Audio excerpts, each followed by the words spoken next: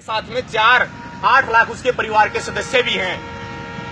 अगर एक ट्रैकमैन काम करता है तो 4 उसके परिवार वाले सदस्य उस पर डिपेंड होते हैं। तो टोटल अगर मैं संख्या मानूं तो मेरी संख्या आज के दिन रेलवे में 16 लाख है दोस्तों, 16 लाख। और 16 लाख जब इकट्ठे हो जाए तो 16 लाख सरकार बना भी सकते हैं और सरकार गिरा भी सकते हैं। तो ये आपकी ताकत, आपको अपनी यूनिटी पता ही नहीं आज तक कि हम लोग हैं क्या। और आज मैं मानता हूं कि देश में दोस्तों 947 संगठन काम कर रहे हैं, छोटी बड़ी ऑर्गेनाइजेशन अगर मिलाकर पकड़े तो। लेकिन आज रेलवे में सबसे बड़ी फेडरेशन AIR को चिढ़ है तो सिर्फ एक यूनियन से, AIRTU से। ऐसा क्यों? अलारसा सबसे बड़ी एसोसिएशन रनिंग स्टाफ की, पायलटों की, ये आसमा स्टेशन मास्टरों की एसोसिएशन। लेकिन भाई साहब इनसे किसी को कोई एलर्जी नहीं। इसे हटकर 2 यूनियनें, उर्मिला और निर्मला, URMU और NRMU जिसको आप बोलते हो, इन दोनों यूनियनों को छोड़कर बाकी 4 और अन्य यूनियनें भी हैं, लेकिन उनसे भी किसी को कोई नफरत नहीं। आज AIRTU खड़ी हो गई, यार देश में सभी को हमसे नफरत होने लगी और कहने लगे कि गैंगमैन राजनीति कर रहा है। भाई साहब कोई राजनीति नहीं है हमारी, हम अपना अधिकार लेना चाहते हैं। हम राजनीति करना उस दिन छोड़ देंगे जिस दिन आप हमारी जो 5 मुख्य डिमांड वो पूरी कर दोगे। हम राजनीति छोड़ देंगे। हमको गिराने के लिए बहुत सारे लोगों ने हमारे ऊपर लांछन लगाना शुरू कर दिया। कोई कहता है कि नरेंद्र 5 साल 80 लाख रुपए में बिक गया। अरे मैं बोला कि भाई साहब मेरी तो कीमत आपने जरा सी लगाई है, जरा सी। 80 लाख रुपए दी मेरी कीमत अगर मैं आंकूं तो 4 लाख का मेरा कैडर है। केवल 20 रुपए में नरेंद्र बिक गया, केवल 20 रुपए। क्योंकि जो 80 लाख मेरे को मिलेंगे मैं अपने प्रत्येक गैंगमैन भाई को बांटूंगा। तो केवल 20 रुपए के लायक हैं हम लोग। ये हमारी आज की दिन स्थिति है दोस्तों।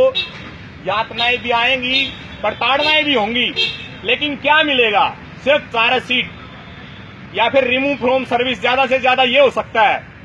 अगर मैं यहां इस मंच के माध्यम से सिर्फ दोस्तों आपको एक बात कहना चाहता हूं, लड़ना है अधिकारों के लिए, गिरेबान पकड़ना है तो सच्चाई के लिए। अगर आप यदि रिमूव फ्रॉम सर्विस भी हो गई, अगर इस जंग में यदि आप रिमूव फ्रॉम सर्विस भी हो जाते तो all India railway trackman union जो आपकी मंथली तनख्वाह मिलती है शायद वो पूरी ना दे सके, लेकिन 5 से 1000 ऊपर नीचे आपको आर्थिक सहयोग पूरा करेगी। लेकिन आपको ये एहसास नहीं होने देगी कि आप रिमूव फ्रॉम सर्विस। यदि आप इसके लिए लड़ोगे तो यातनाएं आएंगी। क्या यातनाएं आएंगी? ट्रांसफर मैक्सिमम यहां तक। अगर मैं अपनी बात करूं तो मैं हर जगह कहता हूं कि श्रीमान जी मेरी ट्रांसफर कर दो। कितनी बार कर सकते हो? साल में 6 बार, ज्यादा से ज्यादा साल में आप 6 बार मेरी ट्रांसफर कर सकते हो। रेलवे ट्रांसफर करने के लिए भी अलाउंस देती है। कौन सा? पैकिंग अलाउंस, जो कि एक बेसिक पे होती है।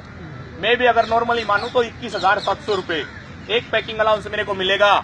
यदि साल में मेरी 6 बार ट्रांसफर होती है और जहां भी जाता हूं वहीं पर AIRTU का झंडा गाड़ दूं तो 6 बार ट्रांसफर लेने से मेरे पास अमाउंट कितना बड़ा? कम से कम 1,20,000। ये आपको मैं बेनिफिट इसलिए बता रहा हूं ताकि आपको अपने अंदर जो है ना वहां जाने पर दुख ना महसूस हो यदि मेरी ट्रांसफर होती है तो। लेकिन तनख्वाह में तो कोई घाटा नहीं आया। तनख्वाह तो फिर भी उतनी मिली, उतनी मिलने के साथ में पैकिंग अलाउंस भी मिला। तो साल में आपको कितना पैकिंग अलाउंस सेविंग मनी के रूप में मिला? 1,20,000। और एक बार ट्रांसफर रेलवे छुट्टी देती है कितनी? 10। साल में छुट्टियां बनी कितनी? 60, जो कि हमारे रूल में भी नहीं है। तो यार 60 छुट्टियों में तो जितना चाहे हम टूर निकाल सकते हैं। ये मत सोचना कि मैं इसी वजह से टूर निकाल रहा हूं। कहीं आप ये सोच लो कि दोस्तों आप सभी गांव के रहने वाले हो। मेरे हिसाब से जहां तक मैं देखता हूं सब ग्रामीण क्षेत्र से बिलोंग करते हैं। नॉर्मली बात है, किसी कॉलोनी में आप देखोगे पिता को यदि 7 पुत्र हैं तो उसके परिवार में घुसने से पहले बंदा 10 बार सोचता है, शायद जाएगा भी नहीं उसके परिवार में, उसकी गली में भी नहीं घुसेगा। लेकिन आपका कैडर कितना?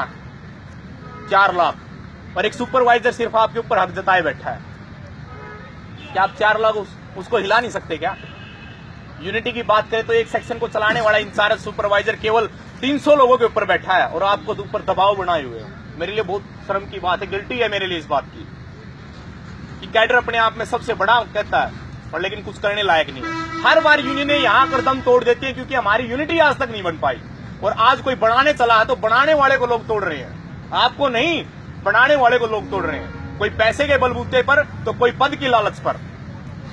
दोस्तों 23 दिसंबर 2016 को सरदार हरभजन सिंह सिद्धू जो हिंद मजदूर सभा के जनरल सेक्रेटरी हैं, सुन लो, आपको बताऊं, अखिल भारतीय मजदूर संघ, अखिल भारतीय सत्र की 4 यूनियनें सबसे बड़ी हैं, PMS, SMS, United nation Congress और इंडियन नेशनल कांग्रेस, जिनका आज भारत में, भारत को आजाद करवाने में भी सबसे महत्वपूर्ण योगदान रहा है, क्योंकि बिना संगठनों के कोई देश नहीं चलता।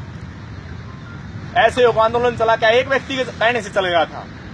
आज जिस प्रकार परमिशन लेकर यहां पर मीटिंग करनी पड़ रही है ना, ठीक इसी प्रकार आंदोलन चलाने के लिए मीटिंग परमिशन लेनी पड़ती है दोस्तों।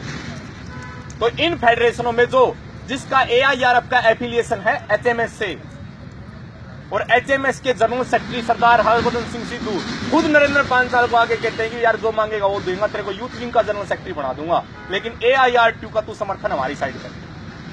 तो दोस्तों उस टाइम भी हमारा एक जवाब था, सर मुश्किल से एक प्रज्वलित ज्योति दिखाई दी है ट्रैकमैन भाइयों को, यदि मैं यहां भी धोखा कर जाऊंगा ना तो सारी उम्र क्या, कोई सदी बीत जाएगी, लेकिन ट्रैकमैन कभी जुड़ेगा नहीं भाई।